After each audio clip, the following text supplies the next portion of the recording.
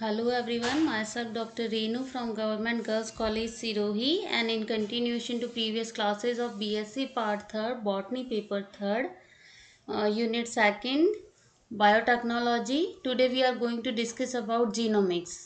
इससे पहले की क्लास में हमने introduction, general introduction, gene, genome इसके बारे में स्टडी की थी. जीनोमिक्स का जनरल इंट्रोडक्शन की क्लास है बच्चों ये. First of all, general introduction or something about genomics. First, we are going to discuss about genome. What is genome? An organism's complete set of DNA is called as genome. यानी कि किसी भी जीव में पाए जाने वाले डीएनए का जो कंप्लीट सेट होता है, एक पूरा के पूरा जो कंप्लीट सेट होता है, उसे आप जीनोम कहते हैं. जीनोम की अदर डेफिनेशन आप ये भी कह सकते हैं. It is sum total of genetic information present in a single haploid cell. क्या कह रहे हैं बच्चों कि एक सेल में, एक कोशिका में जितनी भी सेट ऑफ इंफॉर्मेशन प्रेजेंट होती है, सम टोटल ऑफ जेनेटिक इंफॉर्मेशन, जितनी भी आनुवांशिक सूचनाएं उपस्थित होती है, उसका जो पूरा के पूरा एक समूह होता है, पूरा जो ग्रुप होता है, उसे आप जीनोम कहते हैं. Now what is genomics? Genomics is the study of all of a person's gene in the genome, including interaction of those gene which with each other and with the person's environment. क्या कह रहे हैं बच्चों कि जो genomic होती है वो एक स्टडी है, एक अध्ययन का तरीका है, जिसमें हम क्या अध्ययन करते हैं कि किसी पर्सन का कंप्लीट जीनोम, पूरा सेट ऑफ जो जीन प्रेजेंट होते हैं, वो जीन आपस में किस तरीके से एक दूसरे के साथ इंटरेक्शन करते हैं. साथ में ही वो जीन किसी भी पर्सन के चारों तरफ का एनवायरनमेंट जो होता है, उसके चारों तरफ का जो वातावरण होता है, चाहे हम इंटरनल एनवायरनमेंट की बात करें चाहे एक्सटर्नल एनवायरनमेंट की बात करें, तो वो जो जीन्स होते हैं, सेट जो जीन जो है, जीनोम जो है, वो बाहरी और आंतरिक एनवायरनमेंट के साथ किस तरीके से इंटरेक्ट करता है, ये जो अध्ययन होता है, इसे हम जीनोमिक्स कहते हैं. नाउ टाइप्स ऑफ जीनोमिक्स अगर हम बात करें कि ब्रॉडली हम जीनोमिक्स को कितने टाइप्स में डिवाइड कर सकते हैं, तो it is broadly divided into 4 main types.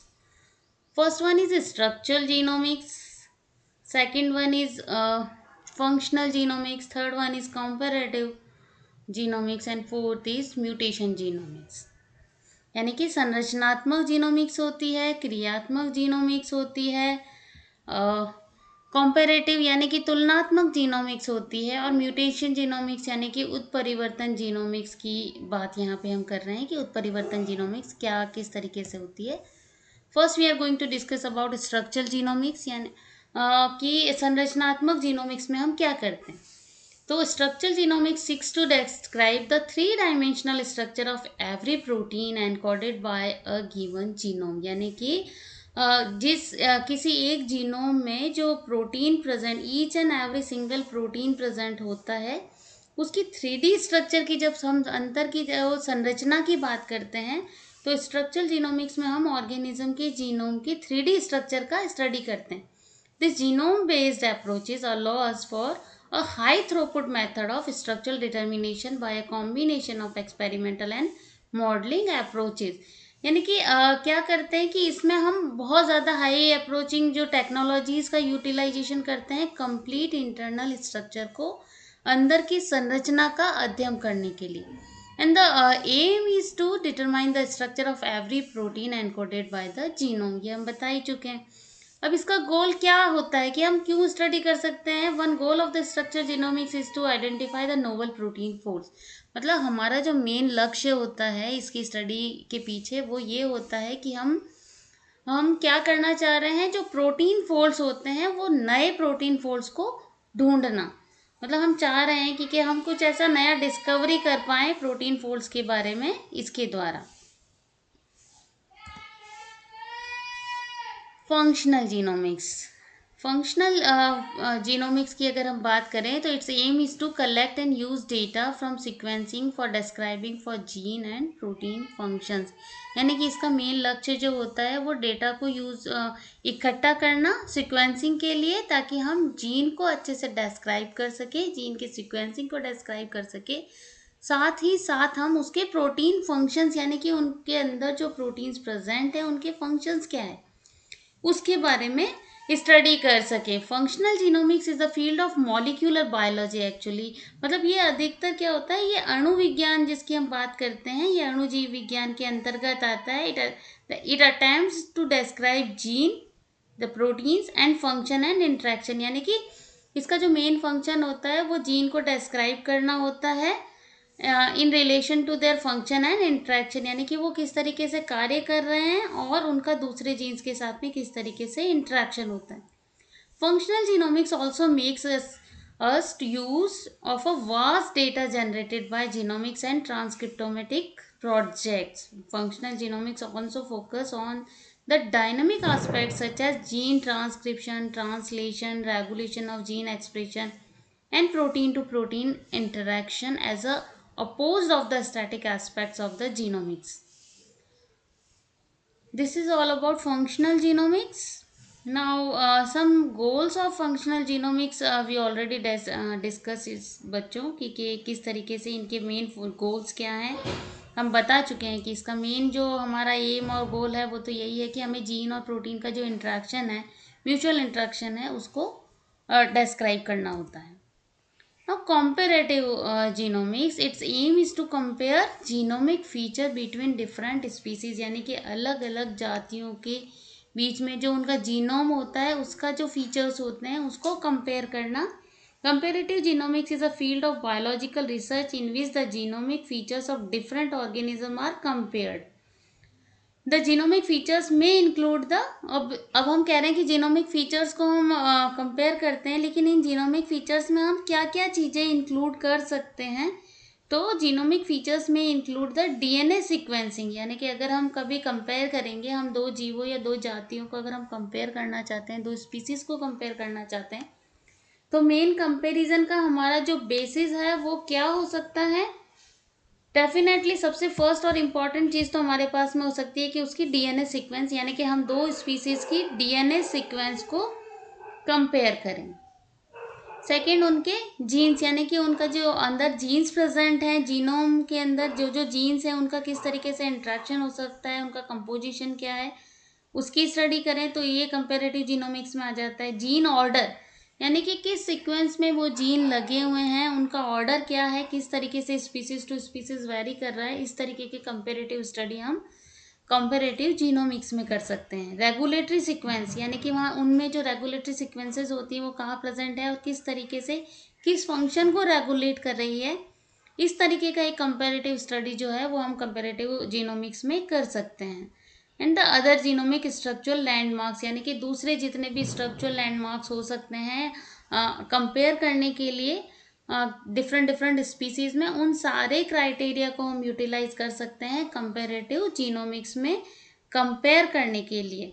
Comparative genomics को अगर हम बात करें कि यूटिलाइज कहाँ हो सकता है, तो it is a field of biological research which we have already discussed earlier. And carefully comparing characteristics that define various organism researches can pinpoint reason of similarity and differences, यानी कि इसी बेसिस पे अगर हम केयरफुली कंपेरेटिव जीनोमिक्स को utilise करें तो definitely हम जो स्पीसीज होते हैं उनके बीच में सिमिलरिटीज़ क्या हैं और डिफरेंसेस क्या हैं, इसकी बहुत अच्छे से डिटेल स्टडी की जा सकती है। म्यूटेशन जीनोमिक्स, नाम से ही बच्चों आपको पता चल रहा है कि in biology a mutation is an, first of all we are going to discuss about little bit about mutation. बच्चों आप सबको पता है कि उत्परिवर्तन क्या होता है। इट इज़ एन ऑल्टरनेशन और alteration in the nucleotide sequence of the genome of an organism, virus and extra chromosomal DNA. क्या कह रहे हैं हम कि जो नॉर्मल जीनोम की जो सीक्वेंस होती है उस न्यूक्लियोटाइड सीक्वेंस में कुछ ऑल्ट्रेशन हो जाता है तो हम वो एक म्यूटेशन कॉज करता है, यानी कि उत्परिवर्तन कॉज करता है, जिसका डायरेक्टली इफेक्ट होता है एक न्यू कैरेक्टर की फॉर्म में कि हमें कोई एक नया लक्षण प्राप्त हो जाता है किसी ऑर्गेनिज्म में। तो ये स्टडी हमारे लिए बहुत इंपॉर्टेंट होती है। Study the genome in terms of mutation that occurs in a person's DNA और जीनोम और sequence of nucleotide which are present in genomic structure, यानी कि इसके द्वारा हम जीवों में होने वाले उत्परिवर्तनों, यानी कि किस प्रकार के उनमें कैरेक्टर्स चेंज हो रहे हैं, लक्षण में किस प्रकार से चेंजेस आ रहे हैं, उसके बारे में अध्ययन कर सकते हैं। Now some applications of genomics, यानी कि हम जीनोमिक्स अगर इतनी इंपॉर्टेंट है हमारे प्रेजेंटली किस किस फील्ड में किस तरीके से यूटिलाइज हो रही है जीनोमिक्स, तो first we are going to discuss about application of genomics in medicine. In medicine, genomic medicine is an emerging medical discipline that involves using genomic information about an individual as a part of their clinical care.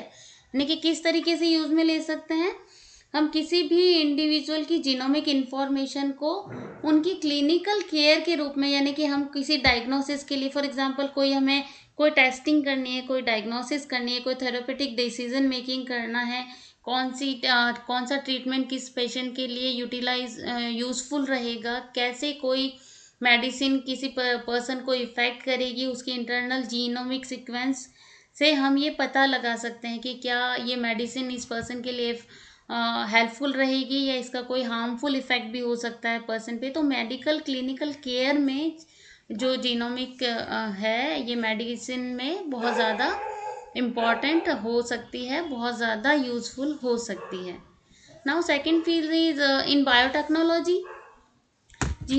As we all know, the genomic is the study of all the genetic material in an animal, plant and microbes, and the vast amount of data being collected through genomic research has led to the relatively new field of bioinformatics. मतलब ये हमारा बहुत एक new field है कि हम genomic information को bio informatics यानी कि बायोटेक्नोलॉजी की फील्ड में काम में ले पा रहे हैं. ये हमें क्या अलो करती है, it allow scientist to store, analyse, compare and apply the information of genome in form of biotechnology और बायो इन्फॉर्मेटिक्स. यानी कि ये हमें साइंटिस्ट को बहुत सारे वास्ट जो एरियाज हैं उसमें अलाउ करती है कि आप किस तरीके से बायोटेक्नोलॉजी के फील्ड में जीन की स्ट्रक्चर, जीन सीक्वेंसिंग, उसके जीन के डेटा जो होते हैं, जीनोमिक इंफॉर्मेशन होती है, उसको यूटिलाइज कर सकते हैं. Now third one is in field of anthropology.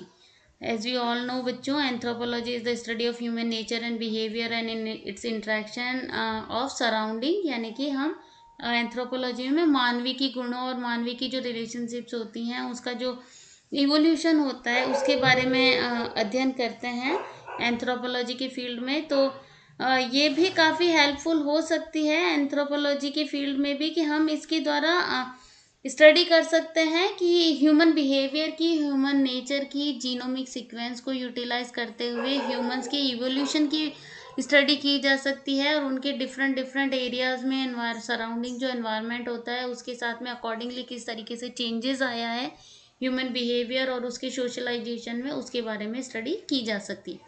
And the last field is an other social sciences. Different जितनी भी दूसरी साइंसेज हैं उन सब में भी जीनोमिक स्टडीज़ का कंपेरेटिवली अभी जो है प्रेजेंटली इसका यूटिलाइजेशन जो है वो प्रेजेंट सिनेरियो में इंक्रीज होता जा रहा है. This is all about general introduction and information about types and genome structure and types of genomics. Thank you very much.